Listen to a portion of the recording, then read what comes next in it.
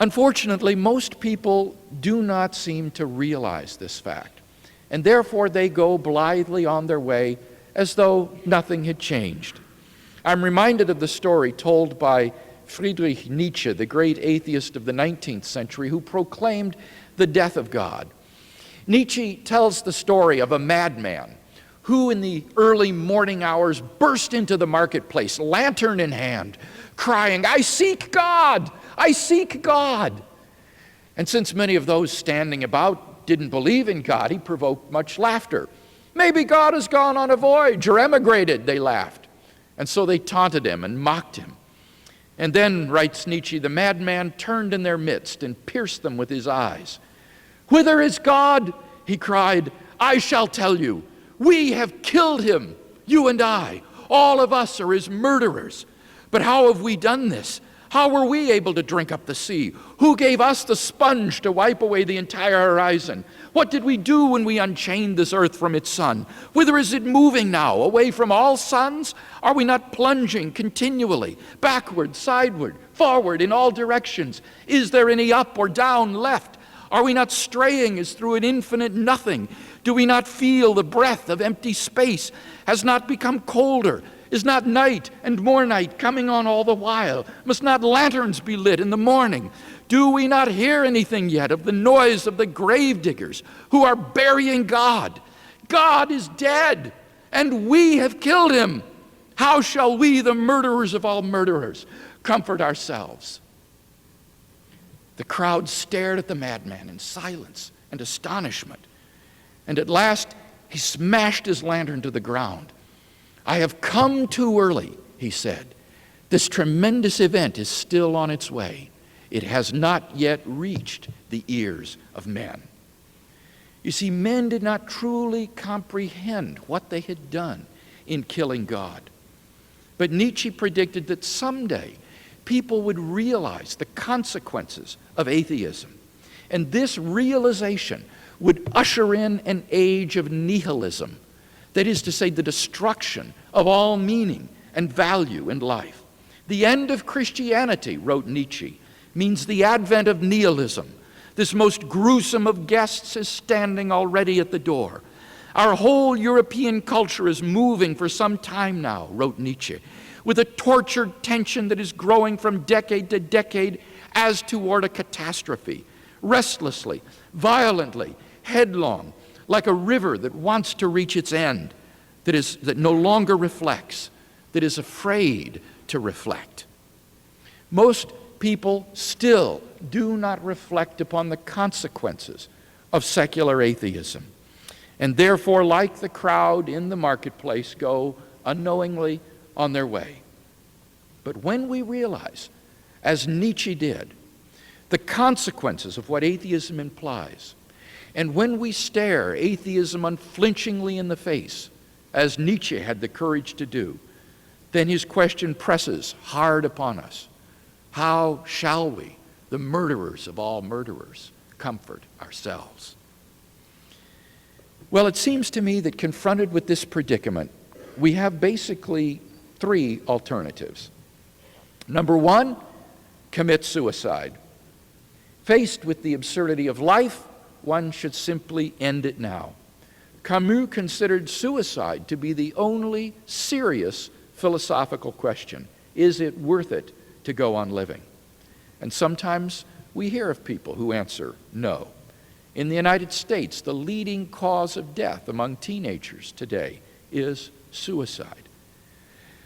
But for most of us, suicide is not the answer. The pleasures that life does afford and the fear of the unknown compel us to go on living.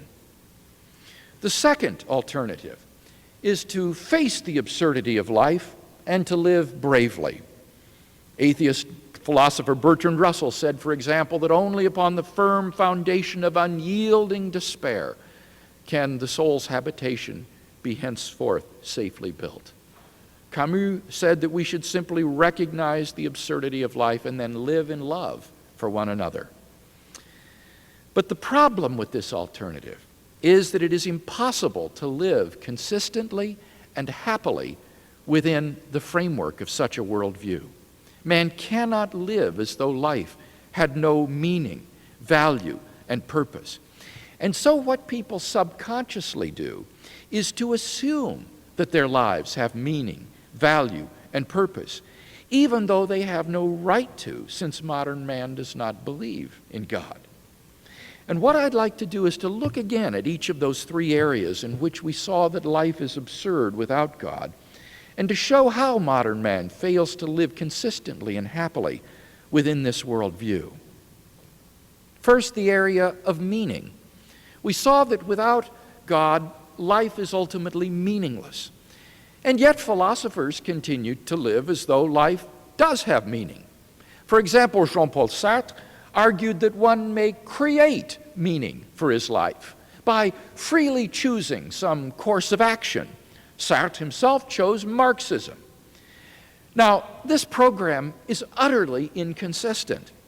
It is inconsistent to say on the one hand that life is absurd, and then to say on the other hand that one may create meaning for his life. For if life is objectively absurd, then man is trapped. Without God, there can be no objective meaning in life.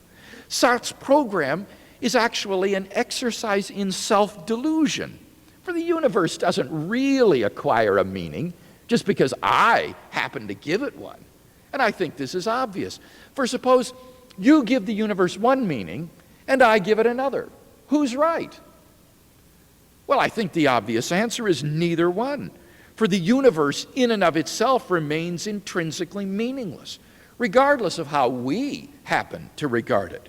Sartre is really saying, let's pretend that the universe has meaning. And this is just fooling yourself. The point is this: if God does not exist, then life is objectively meaningless.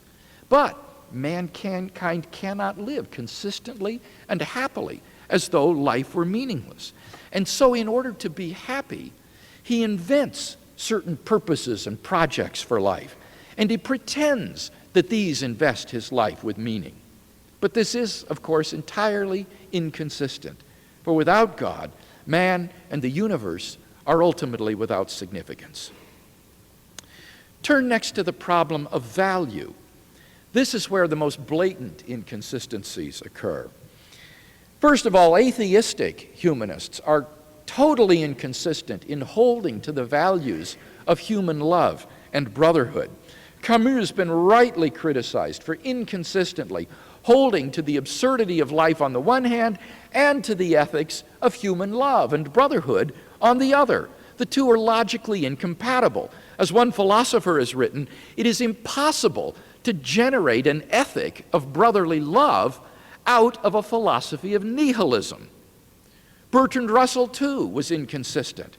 For although he was an atheist, Russell was also an outspoken social critic, denouncing war and restrictions on sexual freedom.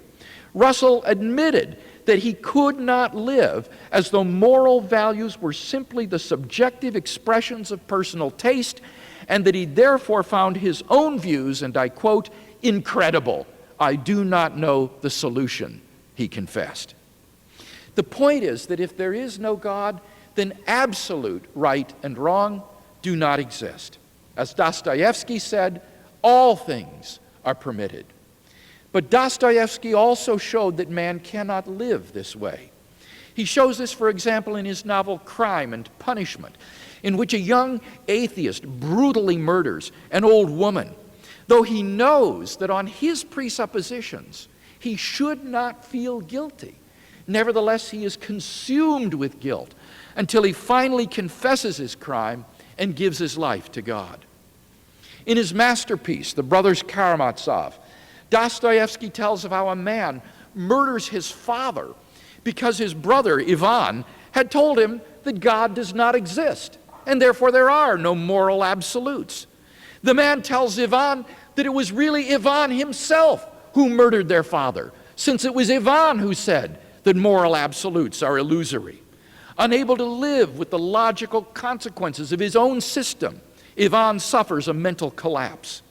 Man cannot live as though moral values do not exist. He cannot live as though it's perfectly all right for soldiers to slaughter innocent children. He cannot live as though it's all right for dictatorial regimes to follow systematic programs of physical torture of political prisoners.